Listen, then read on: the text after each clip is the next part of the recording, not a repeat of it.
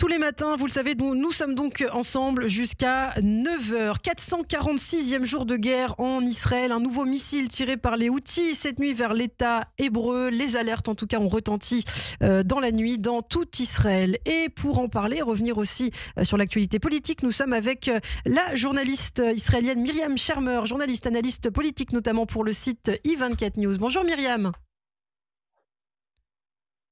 Bonjour Ilana. Merci Myriam d'être avec nous ce matin sur Radio J. Effectivement, je vais vous faire réagir à cet édito que vous avez publié sur le site d'I24. Mais d'abord, concernant ces missiles des Houthis, on voit que ça dure maintenant depuis plusieurs nuits, que les Israéliens sont obligés de se réfugier dans les abris avec parfois leur bébé en pleine nuit. C'est très difficile. Quel est le moral en ce moment des Israéliens face à cette situation, Myriam ? Alors, c'est mon cas aussi, hein.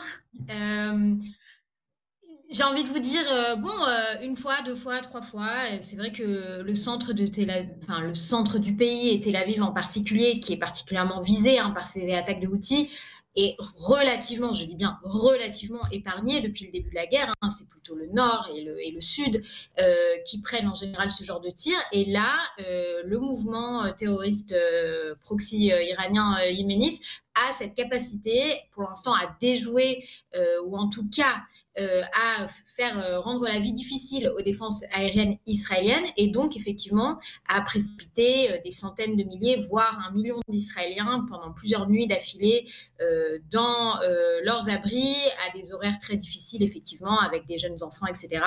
Je pense que les habitants commencent à grogner, c'est pas facile, mais bon, voilà, c'est aussi une compréhension qu'on est dans un conflit qui dure depuis 1 an et demi et qu'on aurait peut-être un petit peu du mal de se plaindre vu ce que d'autres habitants d'Israël ont vécu tous ces derniers mois. Alors justement, ça fait plus d'1 an et demi maintenant que la guerre a lieu depuis les massacres du Hamas le 7 octobre 2023. Une nouvelle dynamique a émergé dans la société israélienne, par ailleurs marquée par une volonté de réconciliation et d'unité nationale. Et c'est intéressant, c'est important dans un contexte où les fractures, on le disait, historiques et idéologiques semblaient insurmontables. Myriam, justement, vous avez publié un édito intitulé « Heureusement que c'est arrivé à Be'eri ». Alors c'est un titre qui interpelle évidemment immédiatement. En fait, c'est un Israélien qui a dit ça au cours d'une interview, je crois. Est-ce que vous pouvez recontextualiser et nous dire un petit peu l'essence de cette déclaration ?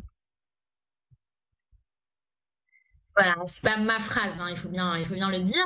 Je me serais jamais permis de dire ça, mais c'est un habitant de Be'eri, Abida Bahar, qui est quelqu'un qui a subi énormément le jour du 7 octobre, qui a perdu son épouse, un de ses enfants, son fils de 15 ans et sa propre qui est aujourd'hui jambiste, qui s'exprime régulièrement face à différents publics et qui a été interviewé dans le cadre d'un reportage qui a été fait sur des rencontres entre les habitants des kibbutzim et des villages du sud et les habitants du Gush Etzion, donc c'est un bloc d'implantation au sud de Jérusalem, et donc religieux, laïcs, habitants des kibbutzim, habitants des implantations, a priori une rencontre plutôt difficile, en tout cas avant le 7 octobre, mais qui porte ses fruits aujourd'hui dans un besoin de réconciliation. Et donc, dans le cadre de ce reportage, Avida dit vraiment directement aux journalistes « Heureusement que c'est arrivé chez nous ». Et il le dit « J'ai payé un prix très, très fort, très élevé pour l'apprendre, cette leçon, mais le 7 octobre nous a appris une leçon. Et aujourd'hui, je sais que si c'était arrivé chez eux, d'accord. Donc, dans les implantations, j'aurais rejeté la faute sur eux. J'aurais dit, oui, mais c'est votre faute, vous habitez là, etc. Vous le méritez, même presque. Et là, il dit le fait que ça nous soit arrivé à nous, donc sous-entendu, les habitants du Sud, laïcs, en général de gauche, dans des kibbutzim, etc., qui ont toujours œuvré pour la coexistence, qui ont fait énormément, c'est important de le dire, pour les habitants de la bande de Gaza, ils leur ont permis de se rendre à des procédures médicales en Israël, qui ont vraiment toujours tendu la main à leurs voisins. Le fait que ça leur soit arrivé à eux, pour lui, c'est une grande claque, mais quelque part, qui malheureusement, si on doit tirer un enseignement positif, c'est très difficile de le faire, mais si on doit tirer un enseignement positif du 7 octobre, c'est celui-là, c'est le fait que les Israéliens se disent finalement, c'est pas tellement nos opinions politiques, notre mode de vie, nos actions, c'est notre identité directe, c'est le fait que nous soyons des juifs israéliens vivant sur notre terre ancestrale. C'est ça le problème. Et donc finalement, il y a peu de compromis possibles face à ce genre d'attitude. Et donc, ça permet aux Israéliens de se retrouver entre eux, de dire finalement nos différences de mode de vie, de pratiques religieuses, voire de politique, elles ont moins d'importance. Il faut bien comprendre que le conflit israélo-palestinien, ça a été la méga structure, l'élément structurant dans la société, dans la vie politique israélienne, certainement ces 30 dernières années, mais même davantage, depuis la guerre des 6 jours, finalement. Et d'ailleurs, il y a une nouvelle ère politique, du coup, qui se crée. C'est vrai que c'est ce que vous écrivez, une nouvelle ère politique. Les conséquences électorales, je vous cite, même si encore peu décelables à l'œil nu, seront inévitables. Lesquelles, Myriam? Quelles conséquences? Eh bien, tout simplement ceci, c'est-à-dire qu'à partir du moment où il n'y a plus de différence idéologique fondamentale dans le fait que les Israéliens étaient fondamentalement opposés sur comment régler ce conflit qui leur pourrissait la vie, bien évidemment depuis longtemps, avec une répartition entre ceux qui croyaient définitivement que la solution à 2 États allait tout régler, mais vraiment tout régler, à la fois le terrorisme palestinien, à la fois les relations avec le monde arabe, à la fois les relations avec la communauté internationale. Et donc, on appelait ça le camp de la paix, et en face, ce qu'on appelait le camp national qui disait c'est trop dangereux, on ne peut pas se permettre de faire confiance, le terrorisme palestinien existait même avant la guerre des 6 jours, donc c'est-à-dire l'occupation de la Judée-Samarie ou Cisjordanie, on ne peut pas se permettre aujourd'hui de prendre des risques inutiles. Vous voyez ce que je veux dire? Et finalement, aujourd'hui, après le 7 octobre, une majorité d'Israéliens bascule vers cette opinion. On a aujourd'hui des sondages qui nous disent que près de 70%, voire 80%, ça dépend comment on pose la question, mais en gros, une très large majorité d'Israéliens jugent qu'un État palestinien est trop dangereux. Donc, vous voyez, en fait, la question qui structure la politique israélienne pendant des années a disparu.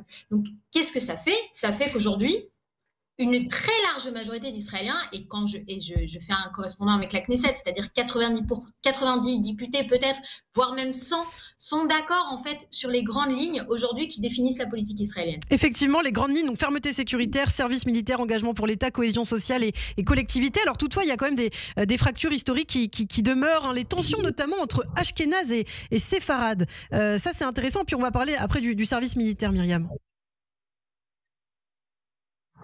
Oui, si vous voulez, en fait, je pense qu'aujourd'hui, comme je dis, c'est encore difficilement décelable à l'œil nu. Mais ce qui aujourd'hui fait encore, malgré tout, la différence entre le centre-gauche pour aller vite et les partisans du Likoud, et c'était ce qu'on a vu aussi en 2023, c'est-à-dire même avant le 7 octobre, c'était une espèce de grande confrontation entre des blocs politiques en Israël.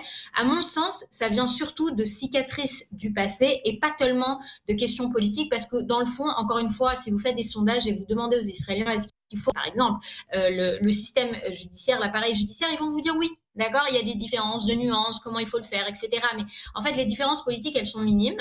Et surtout, c'est la question émotionnelle. C'est-à-dire qu'à droite, du côté historique du Likoud, on dit on a toujours été maltraité par la gauche, on nous a toujours méprisés. L'Aliyah originaire d'Afrique du Nord, du Maghreb, de terre d'islam, a été traitée parfois de façon arrogante et méprisante par le MAPA historique, donc le Parti socialiste travailliste historique, qui n'avait aucune appréciation pour nos modes de vie, qui méprisait notre traditionnalisme, nos croyances, notre façon d'être. Et finalement, on a quelque chose de l'ordre d'une dignité qui a été atteinte, d'une dignité qui a été brisée.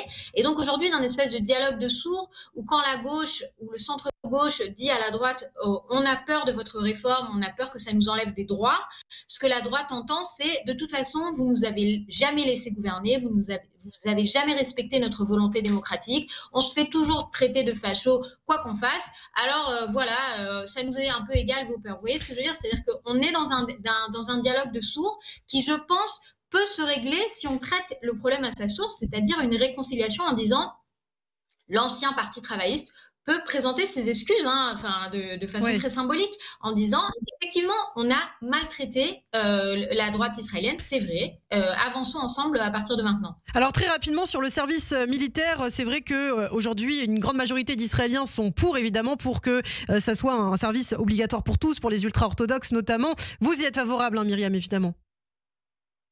Bah, si vous voulez, c'est pas qu'une question d'opinion, c'est une question de réalité sur le terrain. On vient de parler de ce tir balistique en provenance du Yémen. Personne ne se fait d'illusions aujourd'hui en Israël sur le fait que la guerre, même si elle prend des formes différentes, va durer longtemps, qu'il va falloir défendre les frontières israéliennes pendant de longues années, y compris face aux nombreux changements. Vous avez parlé de Syrie tout à l'heure dans votre journal, les nombreux changements qui arrivent dans la société israélienne. Il est indispensable d'avoir plus de soldats et non pas moins. Et donc, il va falloir régler ce problème-là. Et je pense, oui, que si le centre règle ces problèmes et se réconcilie les uns avec les autres, ce sera plus facile à ce moment-là de se tourner vers la société ultra-orthodoxe et de dire, écoutez, nous avons besoin de vous, nous allons vous l'imposer si vous ne le faites pas de vous-même.